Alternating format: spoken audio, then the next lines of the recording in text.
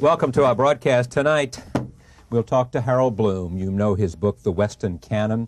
He is a Sterling professor at Yale University. He is also a professor of English at New York University, the author of 20 books, and the editor of many more. Bloom is a MacArthur Prize Fellow, a past Charles Eliot Norton professor at Harvard, and a member of the American Academy, and the recipient of many other awards, honorary degrees, and prizes. Also on this broadcast, the animated cartoonist Chuck Jones will be here, talking about the creation of his art. We begin with Harold Bloom. His new book is called, as I said, The Western Canon. But first, I'd like to begin our conversation by talking about the notion of what you think is happening to literature today. To literature, Charles, yes. or to literary study? To literary study. To literary study. We just about haven't got it anymore. Yeah. I wouldn't think that there are 10 academic institutions of name and repute in the United States which still feature literary study as such. Why is that? It has been politicized by a combination of what I would have to call, though I don't wish to give offense, I suppose I do wish to give offense. Yes, I know. It would be new if you didn't. Pseudo-feminists, pseudo-Marxists, pseudo-historicists, calling themselves new, but nothing but mixtures of the French theorist Foucault and a lot of sarsaparilla. People who are in no way interested in aesthetic values, people who in fact have combined to assure all of us that what we call aesthetic value is a bourgeois mystification. Yeah. That is to say, no book, they say, is intrinsically better than any other book. These things are determined by the societal needs of the ruling classes. One would think that so crass and crude a doctrine would have been laughed out, but it's like our politics, my dear. You think things are going to be laughed out, and suddenly you discover there's been an avalanche and you have lost. And in the same way, there has been an avalanche, maybe from the other direction, in the universities and colleges. So sort of the political correct came from one direction, and now the midterm election, you're saying, is coming from another election. Yes. Might the two collide, or are they reinforcing each other in their own strange way? I think they reinforce one another.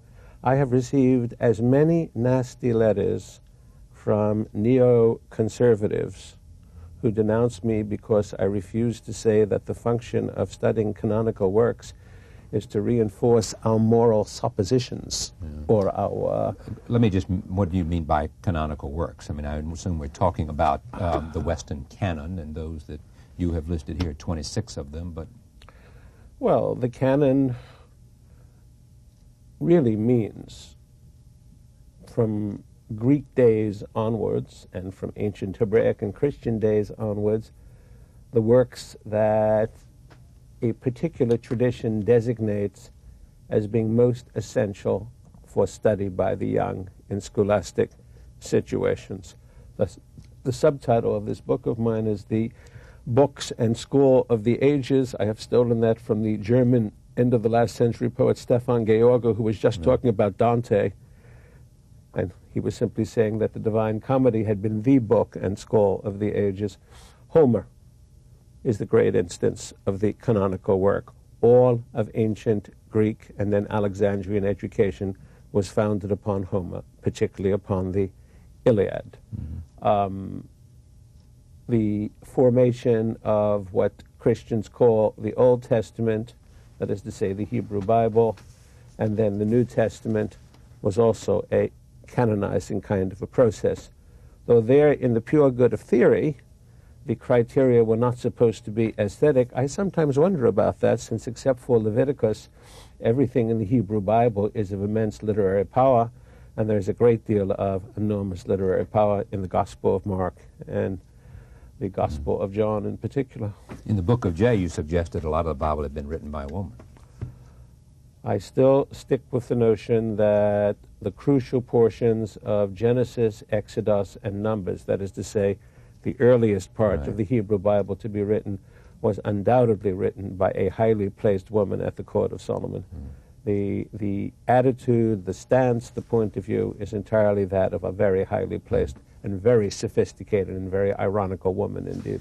Let me just talk about one apparent, not contradiction, but somehow maybe a look of, a note of amusement by some people. They look at the Western canon, and they look at the 26 canons, and they look at some 800 authors and 3,000 works that you list at the back, and they say, aha, here comes Harold Bloom, who is criticizing multiculturalism. He is criticizing too much emphasis on the gender or the race or the sexual persuasion of the writers, and that's part of what he talks about in the body of this book. Yet at the same time, you will find on his list of 870 writers a number of women, a number of African Americans, the and women, a number of the gays. women, the African Americans, the gays. Good heavens, a full 35 or 40% of major Western authors from the beginning to the present day must have been gay. Yeah. It would be very safe to assume William Shakespeare himself would appear to have been bisexual. Whether or not scholars find an easy time in accepting that, there isn't anyone I have put on that list whom I have not read at least twice. If the work has sustained a second serious reading, then these people are mixing me up with the William Bennetts of this world, or the late Alan Bloom, or this whole neo-conservative rabblement who are looking for moral values. I'm not looking for moral values.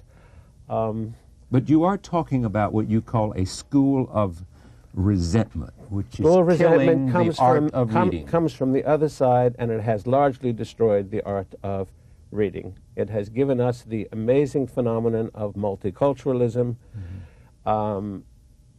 My favorite sentence in the book upon which you are holding your hand goes... As if I'm swearing to you.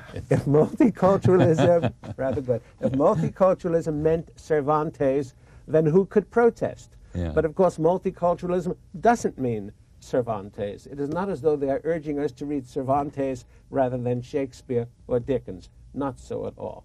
They are asking us to read extremely inadequate Chicano writers. Now, I have no objection whatsoever to writers of any background being read. But as I also remark in one of my favorite sentences of the book, the biblical 80 years and 10, on the whole, still holds for us. If science came along and saw to it that we all lived 140 years on the average, then at the moment there would be no canonical problem. But we have 3,000 years of major imaginative literature in the West. We have a plethora. And you are of value. suggesting it is about to become marginal? It has been marginalized. It has been substantially marginalized. People are getting doctorates.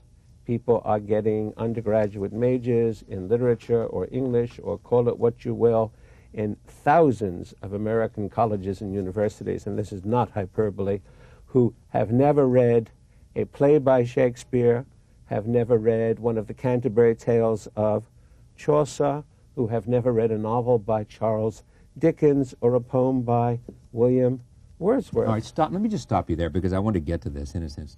What would Professor Bloom say they'll get by reading Shakespeare and Chaucer? Oh, I can go on. I can go on. I know for that's some time for the rest on of the this. evening, but I've got 15 minutes. I know of that, sir. Well, in the first place, I would say cognitive power. That is to say, an increase in one's own ability to think and one's own ability to talk on the basis of that thinking. And the next would be rhetorical power, the ability to understand better the uses of metaphor, which according to Aristotle was the special mark of genius in every one of us. But beyond all that, a real capacity for apprehending otherness, for, on the one hand, realizing that we are trapped inside our own mortality, and on the other, that our only hope of getting beyond that trap of mortality is to have some real sense of other selves. We read many books, is the ancient adage, because we cannot know enough people. You are still a young man. I am now getting to be a rather older man. One discovers as one gets older that it's difficult to know more and more people. That your old friends have pretty much said what they have to say to you, or you to them, and it's harder to make friends. One goes back to books because one cannot possibly know enough people. And I suppose it's deeper really than that. Memory is the major element in cognition, in everything that we call the humanities. If you cannot remember, then you can't think, and you can't imagine, and you can't write, and you can hardly read. If you have shallow authors chosen only for political reasons, or because supposedly they will make people of one ethnic background or another somehow feel good self-esteem about is themselves, or some sense of knowing, raise self-esteem, a connection to your or that past. ridiculous metaphor we now call empowerment, which is cheerleading, so far as I can tell. If you do that, you will not augment memory. You will not cause the mind to grow. You will put people into a state of another kind of poverty, a poverty that the school of resentment does not seem to care about. You know, poverty as imaginative need, poverty as imaginative lack. We could have a whole program just on this, and I want to move beyond it, but does it have to be, I mean, where is there a recognition on your part, at least of giving some ground to some recognition that there may be merit in terms of recognizing the literary history of an ethnic group? I give a great deal of ground on that, but I point out in many places, not always in that book, the oddity that it is by no means the best, the strongest, the most interesting writers of such groups who are being studied and exalted. As it happens, the best African-American poet by light years is a man named Jay Wright, Jaywright. He is difficult and complex. He works in terms of Dogon mythology, West African mythology, and a vast range of European learning. He is just too difficult for Afro-American specialists to bother with, and they shrug him off. They do this to a considerable extent with the next most eminent poet, the late Robert Hayden, whom they also find too dense and too aesthetic for them. There is a brilliant young woman poet, Thylias Moss, Thyliasmoss, who's an African-American. She, too, has very inadequate... Now, people have pointed out that, and this gets me into the list and other things I want to do, people pointed out Alice Walker is not in this book among your list of 850, nor is Maya Angelou. A very charming lady. Although Toni Morrison is, but not for the book that we thought, not for Beloved, but for Solomon's Song. A very charming lady, Miss Walker, a very remarkable personality, Miss Angelou, and certainly Toni Morrison began as a very strong writer and reached a kind of culmination in Song of Solomon. Unfortunately, her sense of what she would call her responsibility to, she now calls herself, as you know, a Marxist, a feminist, an Afrocentrist, and all of these things, Beloved and Jazz, even more than Beloved, are, I think, top-heavy books with very strong political programs. They are not aesthetic accomplishments. An aesthetic accomplishment is the standard. An aesthetic accomplishment is Shakespeare or Tolstoy or William Faulkner. In the case of Miss Morrison, she blent Virginia Woolf and Faulkner very powerfully in her early work, and it did culminate in the Song of Solomon. She has been, I believe, victimized by the times in trying to give the age what she feels the age demands. Miss Walker is quite another matter. I have read Meridian twice. I suppose it would be my candidate for the poorest work of its kind that is now being studied in American universities and colleges. I mean, it can only possibly be read and studied on a political basis. It has nothing resembling aesthetic merit. As for Miss Angelou, I have gotten many people angry at me by saying at the beginning of the book, quoting the divine Oscar Wilde as having said splendidly, all bad poetry is sincere, and then saying that the New York Times, the day after the inauguration of President Clinton, praised the inaugural poem by Maya Angelou as a work of Whitmanian amplitude, to which I can only reply, it is a work of astonishing sincerity. All right, let me talk about it. Did you write this because of how you feel about the plight of literary study? I wrote it for, well, I quote my heroic precursor, Dr. Samuel Johnson. Yes. No man but a blockhead would write for anything except money. Yes. But once we put that immediate matter aside, Yeah. and we go on to, shall we say, more aesthetic and spiritual and educational motives, I wrote it for two reasons. One, because I have seen my profession, I'm now in my 40th consecutive year of teaching at Yale, I have seen my profession destroyed by what I call the school of resentment. And so you rise in this book to say this is what's important. This is what matters. Even though, as I say, this is an elegy, I think we have lost the war. I think that... Irreversible, you believe. Well, you know, there is this special difficulty, Charles. If you have faculties, because of this pernicious thing we call tenure, perhaps in these days in which the Republicans say they're going to do away with term limits. They do away with tenure as well. I hardly see the Speaker Gingrich doing away with his own term. But Well, perhaps indeed it might not be I such a bad idea to do sus- away with tenure. Because what we have now Boy, are, you know, you just sent them into terror at Yale. we have networks all over the place at every American school and university.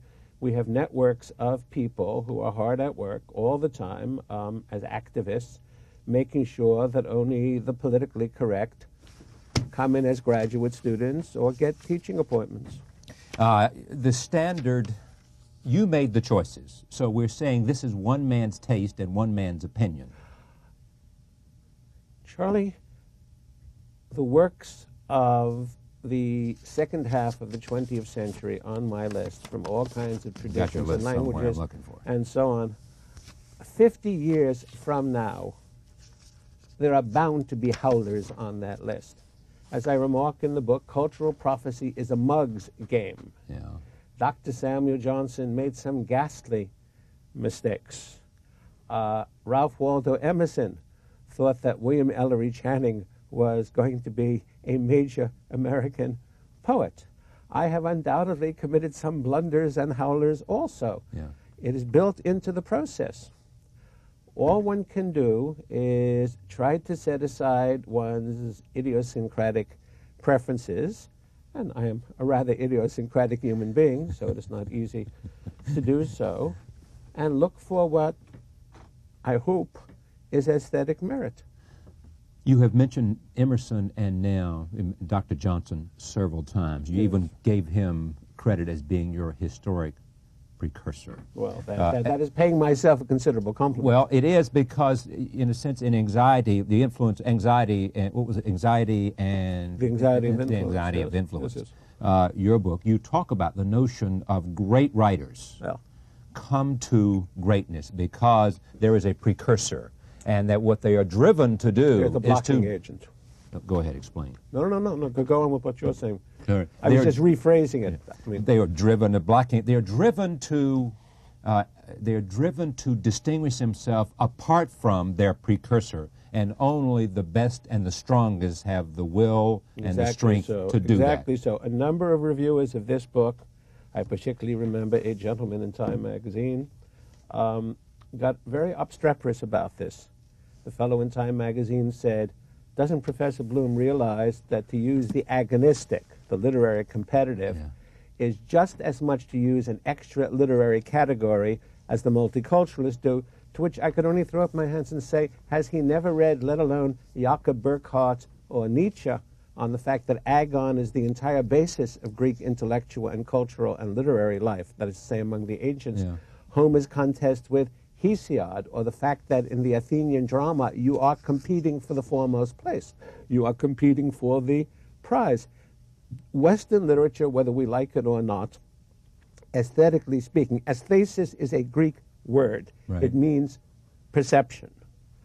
And Western literature, the whole basis of the aesthetic, remains Greek, and that was agonistic to the heart's core. It was always a competition for the foremost place. Let me just take a moment, if anybody hasn't heard your list. William Shakespeare, Chaucer, Cervantes, Milton, Samuel Johnson, Goethe, Wordsworth, Jane Austen, Walt Whitman, Emily Dickinson, Charles Dickens, George Eliot, Leo Tolstoy, but not, guess what, not For War and Peace. Well, for Haji Murad. I'm delighted you bring this up. In the news the last few days, we have the stuff about the Russians closing in on the Chechens. Right. This is the renewal of the war that is being fought in Haji Murad. Haji Murad is Shamil's right-hand man who has broken with him. Right. He is the legendary hero to this day of the Chechens. A lot of those people, that is to say, Tolstoy has really intersected reality here. Right. It is a historical novel, or novella in this case, much closer to something prevalent and permanent in human nature. And I must say, there indeed is the use of the canonical.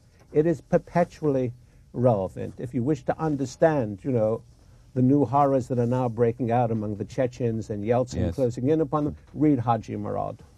I wish we had more time. I'll continue. Ibsen, Freud, interesting things you have to say about Freud, that if in fact you look to a precursor for Freud, it was clearly Shakespeare, and all that Freud thought he had discovered you could find in the works of Shakespeare. He had found that Shakespeare had found, and that Freud saw them there. Is that right? Yes. And you go on to Neruda and Pessoa and Beckett and Borges and Kafka and Virginia Woolf and James Joyce, Orlando, Virginia Woolf.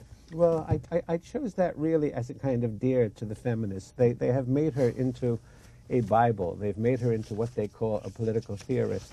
And I wanted to show that her feminism, as is particularly made clear in Orlando, is nothing but the love of reading. The pleasure of doing this broadcast in New York is I can get you back here because you also teach at NYU. The Western Canon of the Books and School of the Ages, Harold Bloom. We'll be right back. Don't leave yet. We'll be right back. Stay with